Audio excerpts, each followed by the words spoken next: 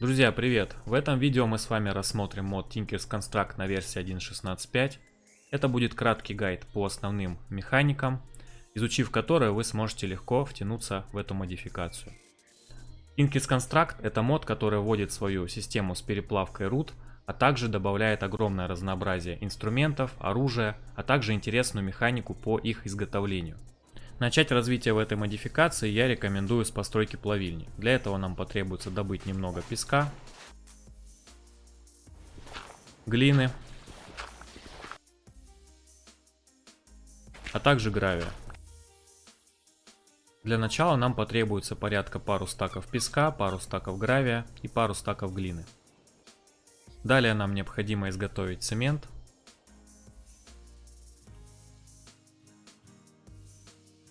А цемент мы направляем в печь на пережарку и получаем обожженные кирпичи. Из обожженных кирпичей мы изготовим блоки, с помощью которых будем собирать нашу плавильню. В отличие от прошлых версий, на 1.16.5 в Tinker's Construct для сборки большой плавильни для начала нужно собрать маленькую плавильню. Для маленькой плавильни нам потребуется обожженный нагреватель, обожженный плавильщик, литейный кран, а также литейный резервуар.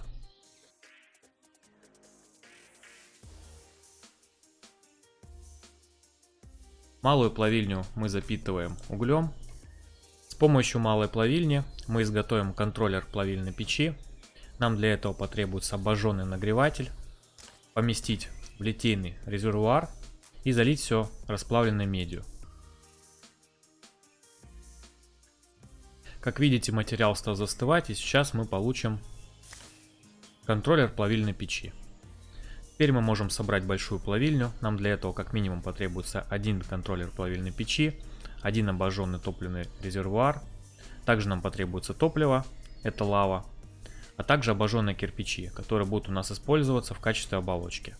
Для слива готовых материалов мы будем использовать обожженный слив, литейные краны, а также литейный стол и литейный резервуар. Большую плавильню можно собирать различных размеров. Чем больше ваша плавильня будет по размеру, тем больше одновременно материалов вы сможете переплавлять.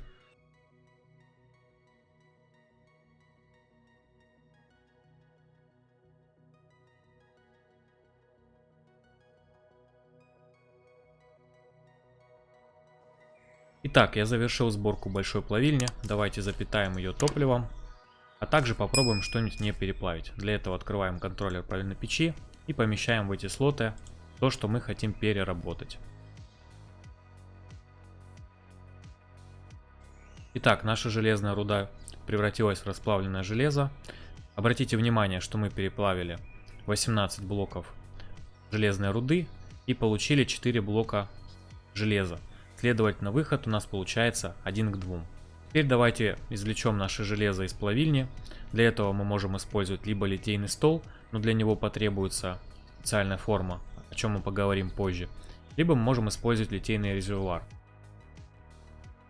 Обратите внимание, что литейный резервуар нужно наполнять строго одним блоком расплавленного материала. И вот мы получили железный блок. С помощью такой плавильни можно перерабатывать руды также из других модификаций и получать выход 1 к 2, что очень удобно, особенно в самом начале вашего развития. Также в большой плавильне можно получать различные сплавы. Например, если вы добавите туда одновременно медь и золото, вы получите розовое золото. Теперь давайте изготовим конструктор деталей. Нам для этого потребуются пустые схемы и доски. Пустые схемы делаются из палок и досок, а также инженерную станцию, которая изготавливается из пустых схем и досок. У инженерной станции есть улучшенная версия, это инженерная наковальня. Она изготавливается из различных материалов. Эти предметы нам потребуются для того, чтобы изготавливать оружие и инструменты из этой модификации. Обратите внимание, что если я поставлю рядом предметы из Tinker's Construct, то я с помощью вкладок смогу между ними переключаться. Теперь давайте приступим к созданию различных форм, которые потребуются для изготовления различных деталей в плавильне. Давайте для начала изготовим форму для отлива слитков. Для этого помещаем в литейный стол любой слиток, например, железо. Далее заливаем это все дело, например, золотом. С помощью контроллера плавильни мы можем переключать, что в данный момент будет из плавильни сливаться. И вот мы получили форму для отлива слитков. Мы можем ее извлекать, класть обратно. Давайте для примера попробуем слить из нашей плавильни железо. Вот таким вот образом мы из нашей плавильни сможем извлекать слитки. Это особо удобно, если у вас не хватает материалов для полного блока. Теперь давайте приступим к созданию различных форм с помощью конструктора деталей. Для этого в левый слот мы помещаем пустые схемы, а справа какой-нибудь материал, например, булыжник. Выбираем то, что нам нужно. Давайте сделаем вот такую заготовку, вот такую и еще несколько. Эти предметы мы уже можем использовать в инженерном столе или наковальне для изготовления различных инструментов. Для этого мы просто выбираем нужный нам инструмент на вкладке и выкладываем необходимые компоненты. Однако не рекомендую делать это из каких-то простых материалов, потому что свойства будут достаточно слабые.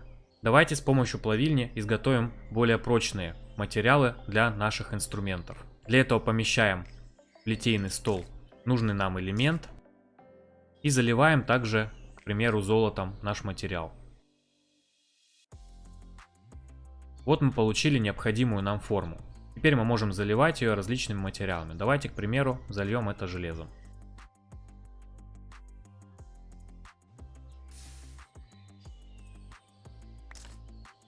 Давайте для примера изготовим железный молот.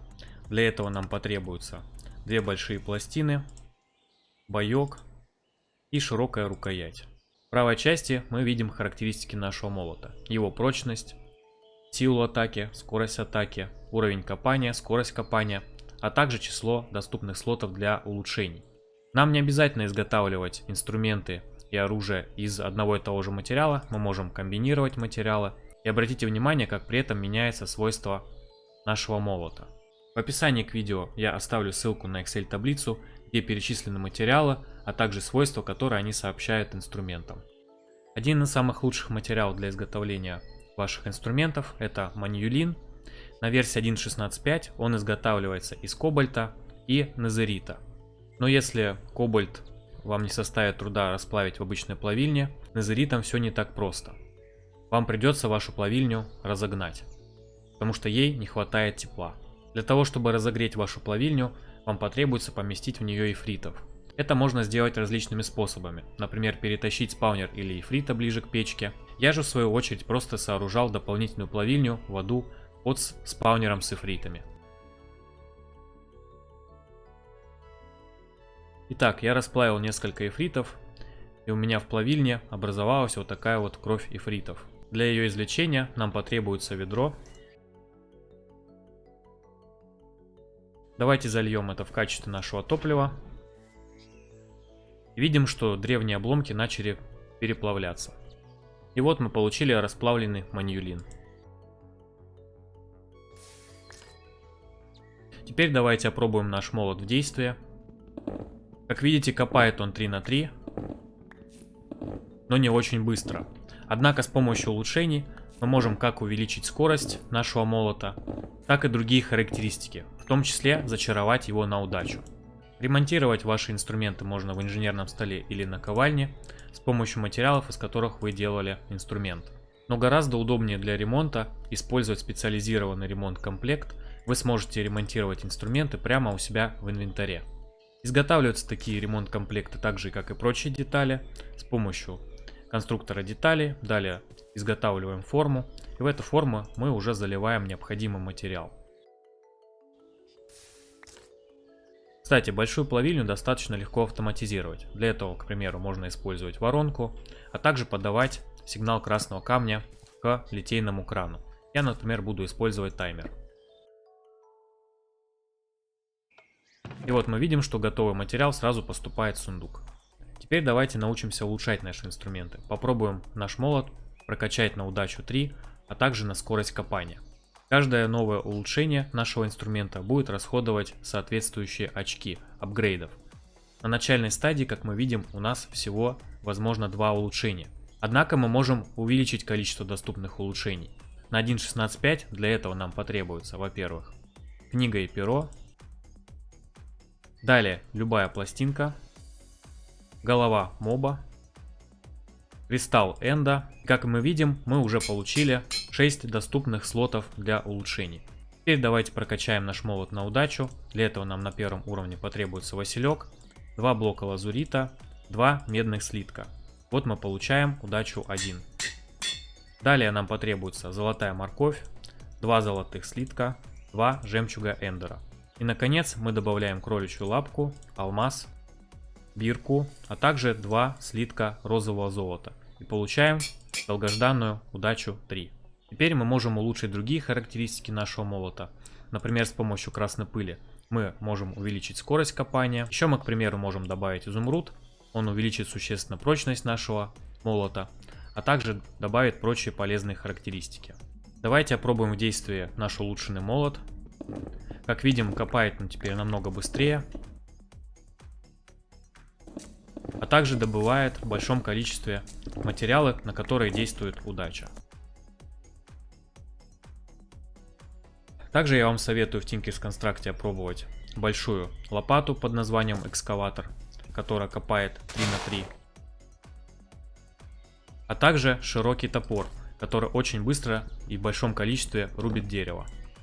На этом я завершаю свой гайд по Tinker's Construct. Конечно, в этом моде еще много всего интересного, есть летающие слизневые острова и многое другое, но я старался в своем кратком гайде рассмотреть основные механики, которые будут полезны большинству игроков. Поиграть с этим модом вы можете на нашем проекте, ссылка будет в описании.